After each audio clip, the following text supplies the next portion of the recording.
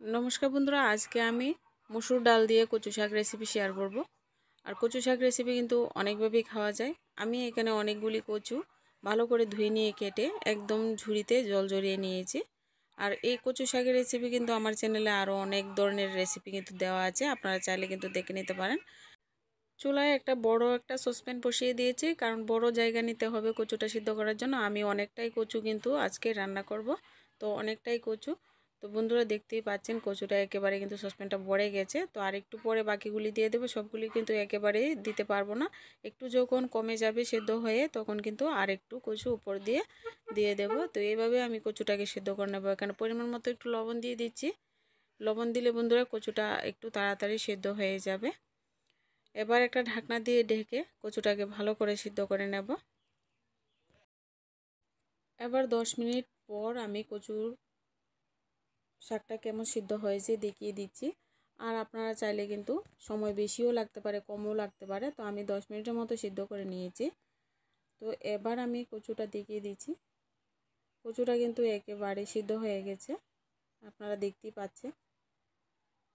আর কচু কিন্তু ভালো করে সিদ্ধ করে নেবেন, নয়তো গলায় কিন্তু চুলকাবে। এবার কিন্তু চুলার আঁচটা বন্ধ করে দিয়ে এবার আমি একটা ঝাঁঝরি একটা থালাতে আমি কচুটা ঢেলে নেব। ভালো করে জল জড়িয়ে নিতে হবে, একেবারে কচুতে যেন একেবারে জল না থাকে। আর জল থাকলে কিন্তু রান্না করতে একটু সময় বেশি লাগবে।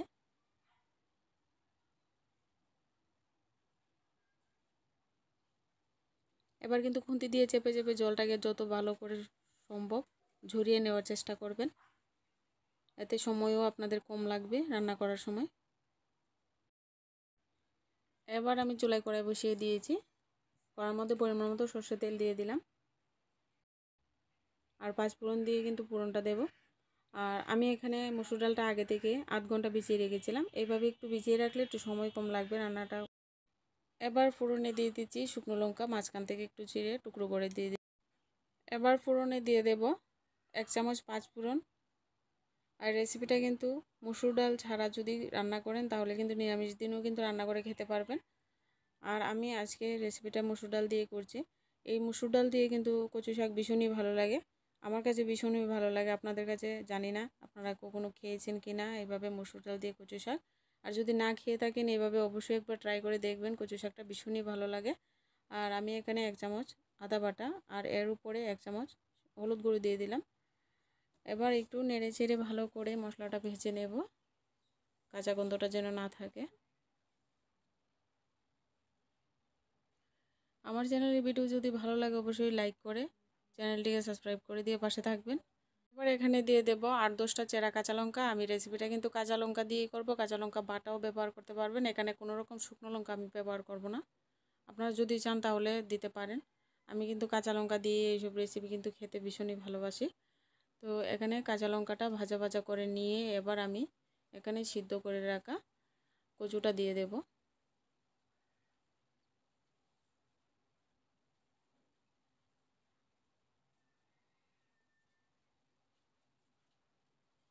এবার কচুটা দিয়ে ভালো করে নাড়াচাড়া করে মিশিয়ে নেব।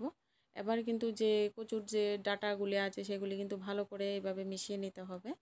আর কচুটা যেন একেবারেই কিন্তু একদম গজা গজা না থাকে, একেবারে যেন মিশিয়ে একদম ভর্তা ভর্তা হয়ে যায়। তো এরকমভাবে কচু শাক রান্না করলে ভীষণই খেতে ভালো লাগে। গরম ভাত দিয়ে কিন্তু জাস্ট একদম একটা কচু শাক দিয়ে কিন্তু ভাত খাওয়া হয়ে যাবে। এবার এখানে আগে থেকে ভিজিয়ে রাখা মসুর ডালটা দিয়ে দিলাম। এবার ডালটা দিয়ে ভালো করে এবার নেড়ে চেড়ে মিশিয়ে নেব কচু শাকের সঙ্গে। আর আমি কিন্তু এখানে প্রথমে কিন্তু একেবারে লবণ দিতে যাবেন না, লবণটা কিন্তু একটু পরে দেবেন, যেহেতু শাকটা একদম রান্না করে কিন্তু অনেকটাই কমে যাবে। এবার শাকটা কিন্তু এভাবে অনবরত নাড়তে থাকবো। এবার কিছুক্ষণ পর বন্ধুরা এভাবে নাড়াচাড়া করে দেখতেই পাচ্ছেন একেবারে কিন্তু একদম কচু ডাঁটিগুলি একদম মিশে গেছে। এবার এখানে আমি পরিমাণ মতো লবণ আর চিনি দিয়ে দেব। আমার কাছে কচু শাকে একটু চিনি দিলে ভীষণই ভালো লাগে খেতে, তো অল্প একটু চিনি দিয়ে দেবেন, এতে করে কিন্তু খেতে ভীষণই ভালো লাগবে। আর এখানে 2 চামচ ভাজা জিরা ধনে গুঁড়ো দিয়েছি। জিরা ধনের গুঁড়োটা ভাজা ছিল তাই কিন্তু পরে দিয়েছি, আর যদি কাঁচা থাকে তাহলে কিন্তু পুরনে দিয়ে দেবেন। এবার ভালো করে নেড়ে চেড়ে মিশিয়ে নেব। এবার কচু শাকটাও কিন্তু আরও 5 মিনিট সময় নিয়ে কিন্তু ভালো করে রান্না করে নিতে হবে। আর কচু শাকের জল যতটা পারেন একেবারে কিন্তু শুকিয়ে নিতে হবে। এইভাবে শুকনো শুকনো করে যদি কচু শাক রান্না করেন একেবারে কিন্তু গলায় ধরবে না। এভাবে কিন্তু কন্টিনিউ নাড়াচাড়া করতে হবে। নাড়াচাড়া করতে করতে দেখবেন একেবারে কচু শাকটা একদম আঠালো আঠালো হয়ে গেছে আর একেবারে যেন প্যানের থেকে উঠে আসছে। তো বুঝতে পারবেন যে একেবারে জল নেই কচু শাকে। কচু শাকটা কিন্তু রান্না হয়ে গেছে। এবার নামিয়ে পরিবেশন করে নেব। আর রেসিপিটা ভালো লাগলে অবশ্যই একটা লাইক করে দেবেন। চ্যানেলটিকে বন্ধুরা সাবস্ক্রাইব করে দিয়ে পাশে থাকবেন। এবার কিন্তু চুলা আঁচটা বন্ধ করে দিয়েছি। একটা থালাতে নামিয়ে পরিবেশন করে নিচ্ছি কচু শাক। আর গরম ভাতে বন্ধুরা এরকম কচু শাক অবশ্যই মসুর ডাল দিয়ে রান্না করে খেয়ে দেখবেন।